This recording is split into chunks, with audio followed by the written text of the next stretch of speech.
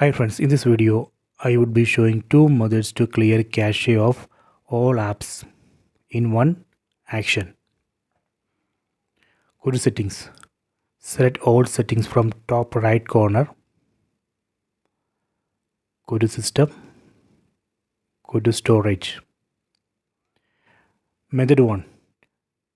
Select internal shared storage.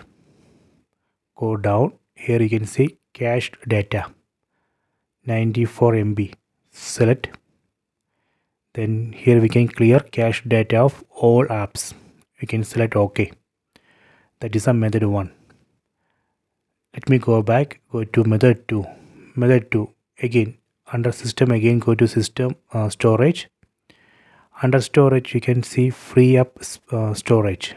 Select it, and here you can see clear cache. Select, then select OK.